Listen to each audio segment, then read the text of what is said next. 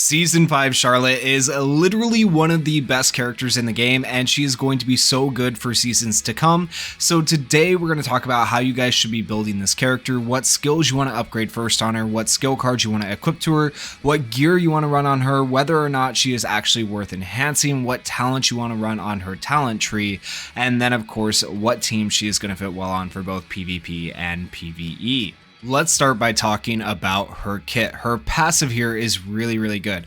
So for getting her to LR status, if all allies have the sense attribute or are green, at the start of battle grants all allies a barrier equal to 80% of own max HP for one turn, which is really good. So you can build her for HP gear potentially and increase the amount of barrier you are giving to your allies, which is insanely good, okay?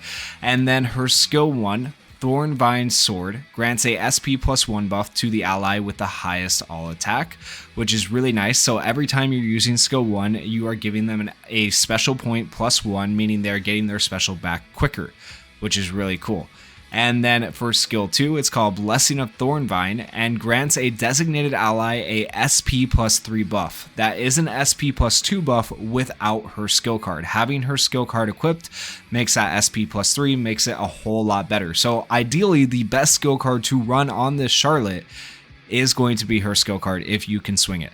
And then grants a designated ally debuff immunity for one turn, 40% chance to grant self a reduced skill 2 cooldown by 1 turn buff, and then grants a designated ally status element immunity for 2 turns. And as you upgrade this skill here, you can give yourself basically a 100% chance to reduce your skill 2's cooldown by 1 turn, which is really good. That means you're going to be able to give an ally SP +3 more often, which is insanely good. And then if you combine that with the talent that reduces skill 2 cooldown, it gets rid of the skill 2 cooldown altogether, so you could use it every single turn if you get lucky enough. It is a chance with the talent that gives you your skill 2 back faster. And then there is her special skill, Blessing of Blue Rose, grants all allies a 36% reduced damage taken buff for 2 turns, grants a defense penetration level 3 buff to the ally with the highest all attack for 2 turns, and if an ally has a barrier, grants them an extend barrier duration by 1 turn buff. That is really good, having that extend barrier duration, because remember, if all allies are green type, you give a barrier at the start of battle, and then you can extend that barrier right off the rip by using her special. And she does actually have a fairly high base speed here at 120, so she will hopefully be going before the enemy gets to go and remove your barrier, so that is actually pretty dang good. And as you upgrade this skill, you can increase the amount of damage you reduce taken by 6% each time you increase it, right? So right now I'm at 36% reduced damage taken. That is normally 30% without having to upgrade it at all. As you upgrade it, it's just going to give your allies more survivability, which is really good. And then on her combo skill, she will attack after granting the partner mage 100% of own max HP as a barrier for 2 turns, which is a solid combo skill as well. Now, in terms of upgrade priority, I would go for the special skill first, so you can get that reduced damage taken. Then I would go for skill 2. There is an argument to do skill 2 before the special skill. It's really up to you at that point, but personally, that's what I would do. And then I would do skill 1, and then I would do the combo skill in terms of upgrade priority. And then for skill cards, like I said, her skill card is the best to run on her because it turns that into SP +3. And then additionally, upon taking damage from an attacker enemy mage, there is a 50% chance to grant a 15% reduced damage taken buff for 1 turn, okay? And now as you upgrade this skill, because I do have mine duped out a little bit, it increases the activation rate when you get 1 dupe into it. So even getting 1 dupe makes this a lot better, right? So I do recommend that. But then you can increase the amount of damage reduction you get as you upgrade this and increase the activation rate all the way up to 100%. So if you can fully max dupe per skill card, it's actually really insane and really good. Now, if you aren't able to get her skill card, there are some other options. So one option would be an Elegant Blessing. This is the skill card from Season 1 with Mimosa, and what this does right here is it has a 20 to 25% chance of removing 1 debuff from all allies upon using skill 2, and since Charlotte is going to be using her skill 2 quite frequently, game, this is probably a pretty good skill card for her. Another option would be a Feast at the Beach with Season 2 Charmy, and this grants 10 to 25% reduced damage taken if HP is equal to 90% or higher. Well, since Charlotte is having a barrier at the start of battle, most likely, then you are going to have higher than 90% HP a lot of the time, and you will be able to reduce damage taken, which is probably fairly decent for Charlotte as well. And then Moonlight Necklace is another option. This is more of like the free-to-play option. It's a general pool SSR card that most people can hopefully get, and I just like these cards because their defense is always going to be good on a supporter type unit to help keep them alive in the battle. So depending on where you have this upgraded, applies 40 to 80% increased defense and 6 to 10% increased healing to yourself. So of course that is just going to help Charlotte survive and help your team overall. Next up, we have gear, and I do just want to say this gear isn't exactly the way I would probably build Charlotte. I'd probably change it a little bit. So first off, I would absolutely go for a full mobility set if you can give her as much speed as possible. That's always going to be really good on a supporter type unit to go for speed. And then as my second set though, I might actually go for a half HP gold set. Okay, right now I have a half defense gold set, and I just did this because like it's good survivability, but at the same time, remember her barriers scale off of HP, right? So the more HP you can give her, the more barriers she's going to give to your allies. So it might actually be worth it to build an HP set. I'll have to like kind of test out and see if it's better to build the HP set over the defense set. Like she's still getting a decent amount of HP right now, but it might be better to run the HP set over the defense set. So if you go into grade, you go to sets, and if you don't know the difference between gold and regular sets, here's the regular sets over here. You have attack, defense, HP. Over here you have gold stars on them, attack, defense, HP. These are gold sets. So ideally you do like a half HP gold set and you equip it to Charlotte over here. Okay, so that's what I would do for sets. I would either do the full mobility, and then I would either do defense, or half HP. Either way, whichever one works better for you. And then in terms of stats that you're building towards, you should be building towards attack and not magic attack. She scales off attack. Okay, so if you look at my pieces that I have right here, you'll see attack, right? Okay, and then these other pieces that you need for the mobility set. So the nice thing is I got two HP pieces right here, so I am building up her HP a little bit. So like this is a pretty decent build. I can't 100% guarantee right here this is the most optimal build, but I think it's definitely up there as one of the better builds. Okay, so it's either this or the one with the HP set, like I said. Okay, so that's the gear I have on her. As for accessories, I just threw whatever I had available on her.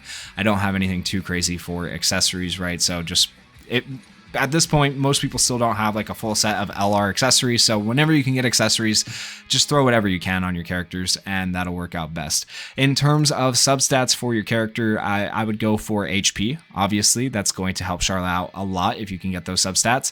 I would also go for damage resist and attack. These are kind of the three I would go for on Charlotte that are going to help her out a bit. Attack is probably the least necessary because she is a supporter type unit and you're not going to be worrying about doing too much damage with her. So ideally, actually you're going for HP, damage resist, and maybe defense. Okay, but if you want to throw attack in there, you can. So those would be the main three: HP, damage resist, defense, and then attack if you want to. Okay, but those are the substats I would go for, and substats are very important. Start using your reroll stones because that will increase how effective your character is in the game.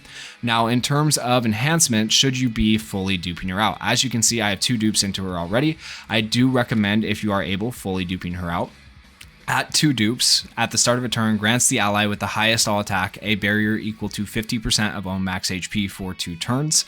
So that's really good. And then if you extend barrier duration with her special skill, then that becomes a 3-turn barrier on your highest attack character. That's really, really good. And then at 5 dupes, it's the same thing, right? And she gives that barrier, but then also she gets taunt immunity, and it's just indefinite, right? So that's really, really good. Having taunt immunity makes it so she's not going to be able to be stopped with her skill 2 or her special skill. So max duping her out is almost like necessary if you want her to be insanely meta. And then in terms of talents, I would probably go for the attack talent here because remember, she scales off of attack, and then I would just go for damage dealt. She's not ever going to do the most damage, but that's what I go for on the attack tree. On the defense tree, I would go for the max HP plus 5%, obviously, because she is going to get the barriers based off her HP. And then I would also go for the stacking defense and crit resist. And then for support, this one's actually really, this is important. This is what I was talking about earlier. Mage's Blessing, 20% chance to grant a reduced skill 2 cooldown by 1 turn buff at the start of a turn. So if you're lucky enough to proc this 20%, plus you have the skill 2 upgraded to reduce skill 2's cooldown, you'll basically be getting your skill 2 every single turn if you're lucky enough to proc this 20%, which is really, really good. So this is definitely the one you want equipped to her. And then I would also go for damage resist. So those are kind of the talents I would run on Charlotte to maximize her potential. Now, last but not least, let's talk about the team she could fit on. So this team right here would be a really good PvP or PvE team, okay? Because Black Asta is going to carry you through a lot of PvE content. Same thing with Julius. And then in terms of PvP, like William is really, really fast and she's really fast. She'll be able to give barriers. They're able to give really good support. This is just an all-around good team for both forms of content, okay? This will work really, really well. Try it out in PvP. I guarantee you will find success with this team. Now, the thing is, not everybody is going to have all of these characters necessarily. They might be missing Julius, they might be missing William, they might be missing Asta. There are replacements, okay, so keep that in mind. So another option could be something like this. Maybe you don't have William, then maybe you want to run Valtos. You'll run Valtos, you'll run Black Asta, maybe you don't have Julius, okay, then you might run the Season 4 Noelle, because she's really good at reducing damage as well, and she can be really good by removing SP from the enemy. So you have Charlotte giving SP, and you have her removing SP. This team is going to take a little bit longer to kill because you don't have like an insane attacker here, but it will work out eventually, probably in the end. This is just kind of more of a stall team. Now, if you wanted this team to go a little bit quicker and you do happen to have Julius, you could switch out like Asta right here, and you can run Julius, and this team would also probably work pretty well. So there's lots of options you can do when you put this Charlotte on the team. As for a mono green team option, which is kind of what you want to maximize her passive, okay, there is also a lot of options here, okay? So this is one potential option. Asta should not be there. I should have had Charlotte there. I don't know what happened there. Charlotte was there earlier. Okay, so let's put Charlotte on there. So this is one option right here that you can run with Charlotte. This is an all mono green team, and I really like using this Jack. He's kind of gimmicky if you don't have him fully max duped. Mine is fully max duped, okay? If you don't have a max duped Jack, other options would be like Longris. So let me see if I can find him here. Yep. There he is. I like the idea of putting Longris on this team. He works out pretty well. Despair Veto, if you are lucky enough to get him, is actually a really, really good tank. I would put him like a notch below Black Asta in terms of tanking ability. I think he's really, really good. So this is actually a solid green team overall. Now, I will say on global right now, we do not have green Fauna yet. But when green Fauna comes out, she will absolutely be the attacker to run on this team right here, okay? And another option you can run if you get her is the new free-to-play swimsuit Vanessa. You could run something like this right here. You might even want to switch out Valtos maybe for keeping Veto on the team. It just depends, but there's a lot of green team options you could run, a lot of really good green units. You could always run Radies as your tank as well, and you could have something like this. But right now, I think the biggest limitation on the mono green team for global is the attacker. I feel like it's either going to be Longris or it's going to be Jack in terms of good green attackers, at least until Fauna comes out. But that's just my opinion. Let me know what you guys think down in the comments. And that is it for this build guide. If you guys did enjoy the video, please consider going down there, hitting that like button, hitting that subscribe button, and thank you guys so much for watching.